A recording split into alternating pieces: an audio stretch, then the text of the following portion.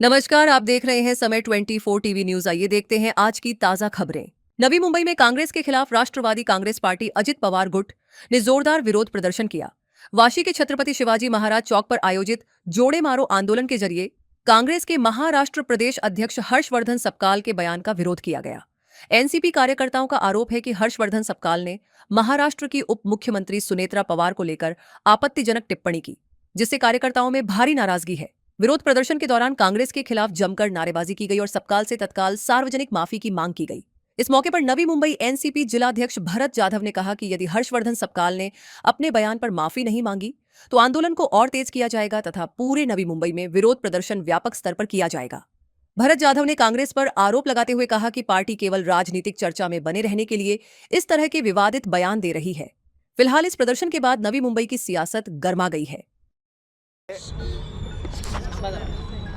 कालच काँग्रेस पक्षाचे प्रदेश अध्यक्ष हर्षवर्धन सपकाळ यांनी आमच्या नेत्या राज्याच्या उपमुख्यमंत्री, विशेष करून पहिल्या उपमुख्यमंत्री त्यांना गुंगी गुडिया ज्या पद्धतीने त्यांनी उल्लेख केला त्याचा निषेध करण्यासाठी आम्ही या ठिकाणी सर्वजण जमा झालेलो आहेत। ती पुरुषप्रधान संस्कृती ही काँग्रेसने परत एकदा दाखवून दिलेली आहे। आपल्या राज्यात पहिला मुख्यमंत्री उपमुख्यमंत्री बनण्याचा मान मिळाल्यानंतर आपण त्यांचा सन्मान केला पाहिजे, परंतु या काँग्रेसवाल्यांची करणी आणि कथनी ह्याच्यामधला फरक परत एकदा दिसून आलेला आहे। पण त्याचा निषेध करण्यासाठी आम्ही सर्व एंटायर राष्ट्रवादीची नवी मुंबईची टीम आहे ती इथं उपस्थित झालेली आहे आणि आम्ही जाहीर निषेध केलेला आहे। तुमची पुढची भूमिका काय असेल?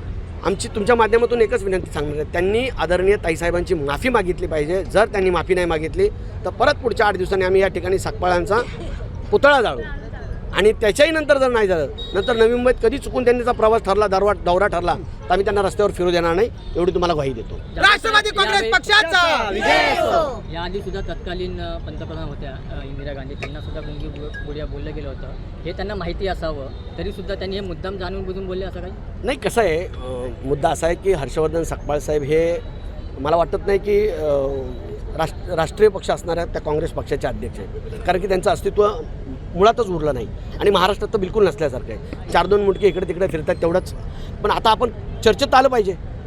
काँग्रेस पक्ष आहे आणि हर्षवर्धन सपकाळ अध्यक्ष आहे हे लोकांना कळण्यासाठी काहीतरी असं उलटसुलट स्टेटमेंट करायचं की त्याच्यामुळं रान पेटलं जाईल, चर्चा होईल आणि आपण परत चर्चेत येऊ। हा चर्चेत येण्याचा प्रश्न आहे, बाकी दुसरा काही प्रश्न नाही। काय कन्स्ट्रक्टिव्ह त्यांनी काम केलं असेल, जनतेच्या विषयी त्यांनी विरोधी पक्ष म्हणून काय आंदोलन केलं असेल, कारण की महायुतीचं सरकार हे अतिशय चांगल्या पद्धतीने आणि प्रत्येक मोर्चावर काम करतं आहे। त्याच्यामुळे त्यांच्याकडे जनतेच्या विरुद्ध बोलण्यासाठी किंवा सरकारच्या विरुद्ध बोलण्यासाठी असेच कोणतेच मुद्दे नाहीत, म्हणून ह्या उचापत्या करण्याचा उद्योग आहे, त्यांचा दुसरा काही नाही। म्हणजे तुम्हाला असं म्हणायचं की काँग्रेस पक्ष अस्तित्वाची लढाई लढतोय? सांगायची काय गरज आहे? अख्ख्या देशाला माहिती आहे।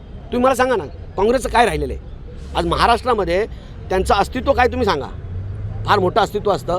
आज इथून तुम्ही सुरुवात केलं मुंबईपासून ते तुम्ही नागपूरपर्यंत जा, चुकून अपवादात्मकमध्ये एखादी महानगरपालिका किंवा एखादी पंचायत समिती, एखादी जिल्हा परिषद असेल तर मिळेल।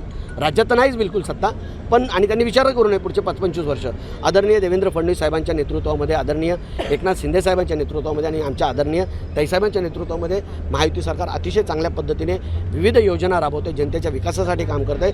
समाजातला शेवटचा घटक जो आहे त्याला कशा पद्धतीने सरकारच्या योजना मिळतील, सरकारचा लाभ मिळेल, सरकारचा आधार मिळेल, अशा पद्धतीने ते काम करतात, ती फार मोठी गोष्ट आहे। हे तुम्हाला प्रकर्षाने लोकांना, सामान्य जनतेपर्यंत जाऊन बघा तुम्ही। एवढं मोठं महाराष्ट्रामधून लोकांना दिसतंय, प्रत्येक विषयामध्ये यश मिळतंय, ते फार महत्त्वाचं आहे ना। कामाचीच पावती आहे ना ती महायुती सरकारची। ओके, चला आणि तुमचे जे प्रमुख नेते आहेत राष्ट्रवादीचे, त्यासुद्धा एक महिला, प्रथम महिला उपमुख्यमंत्री, एक महिला म्हणून तुम्ही कसं बघता याच्या? महाराष्ट्र राज्यातल्या महिला पहिला उपमुख्यमंत्री सन्माननीय आदरणीय सुनेत्रा वहिनी पवार यांच्यावरती अगदी खालच्या पातळीवरती म्हणजे गुंगी गुडिया अशा वक्तव्य करणाऱ्या काँग्रेस पक्षाचं या ठिकाणी मी महिला आघाडीकडनं सर्वप्रथम मी जाहीर निषेध करते।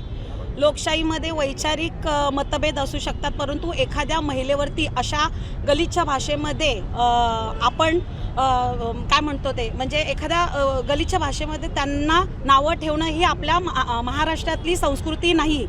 कदाचित याचा विसर काँग्रेसला पडलेला असावा।